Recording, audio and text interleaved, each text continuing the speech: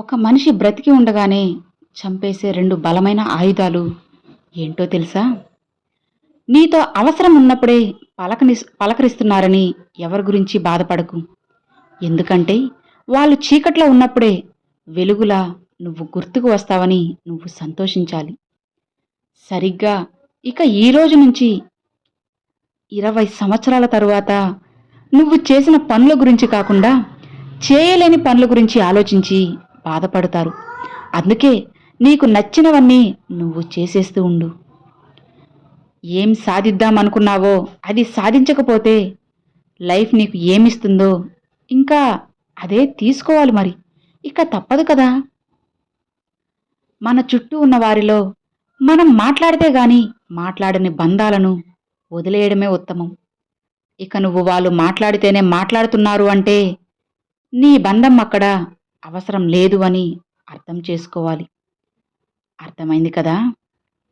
మురికిగా ఉన్నంత మాత్రాన నీరు త్రాగడానికి పనికి రాకపోవచ్చు, కానీ భగభగ మండే మంటలను మాత్రం తప్పకుండా ఆర్పగలదు. అలానే పనికిరాని బంధమని తుంచిపారేయకండి. బంధం ఎప్పుడూ బంధనం అవ్వదు.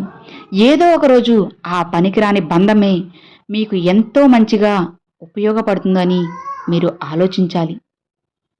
ఒక్క క్షణం సహనం కొండంత ప్రమాదాన్ని దూరం చేస్తే, ఒక్క క్షణం అసహనం మొత్తం జీవితాన్నే నాశనం చేసేస్తుంది, చిందరవందర చేసేస్తుంది. నిజమే కదా. ఇప్పుడు నువ్వు వృధా చేసే ప్రతి నిమిషం భవిష్యత్తులో నీ అదృష్టాన్ని తారుమారు చేస్తుంది అని నువ్వు అర్థం చేసుకోవాలి. ఈ లోకాన్ని నువ్వు ప్రశ్నించనిదే సమాధానం దొరకదు. అలానే ప్రయత్నించినదే కోరుకున్నది దక్కదు. అడుగు వేయనిదే కాలం నిన్ను కదలనివ్వదు కదా. ఎలాంటిగా సందేహాలు పెట్టుకోకుండా ధైర్యంగా అడుగు ముందుకు వెయ్యి. మన కోసం చేసేది మనతోనే ఊడ్చుకుపోతుంది.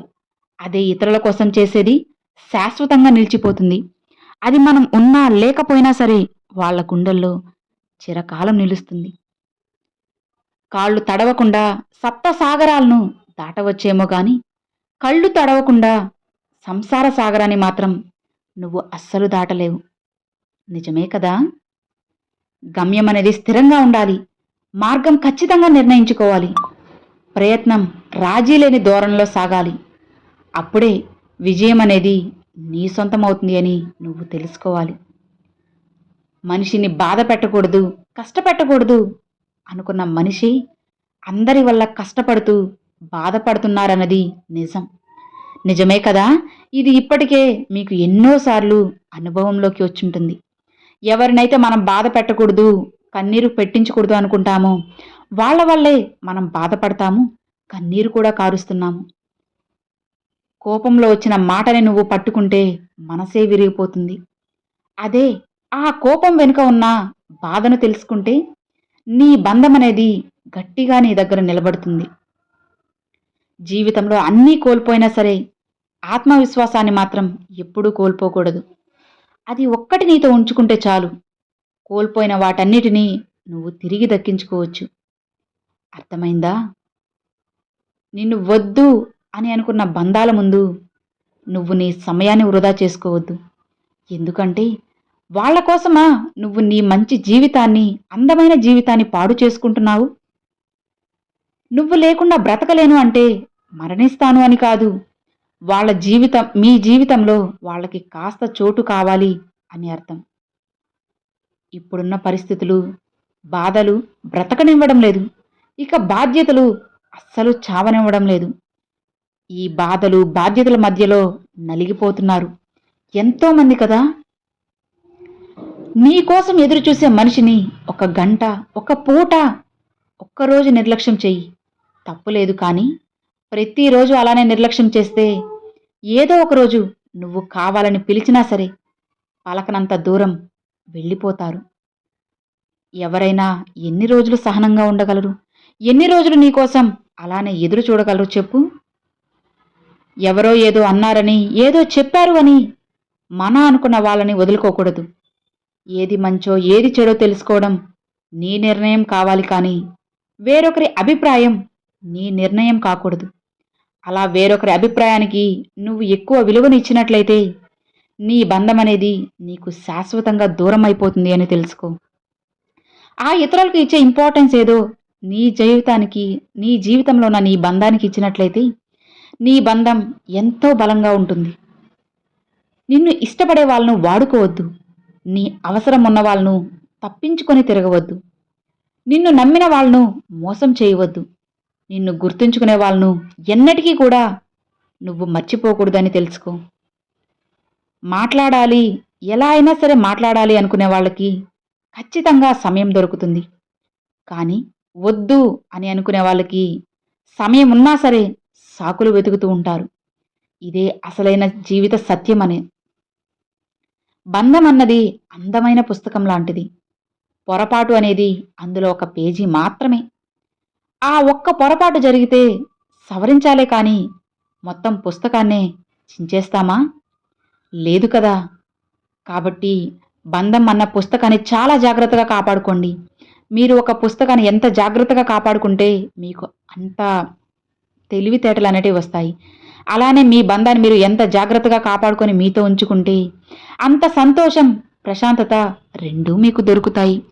ఒక మనిషి బ్రతికి ఉండగానే చంపేసే 2 బలమైన ఆయుధాలు ఏంటో తెలుసా? ఒకటి అనుమానం, 2 అవమానం. అవమానం ఒక్కచోట మనకి జరిగింది అంటే అసలు ఎందుకు జరిగింది అనేది ఒక్కసారి మనం ఆలోచించగలగాలి.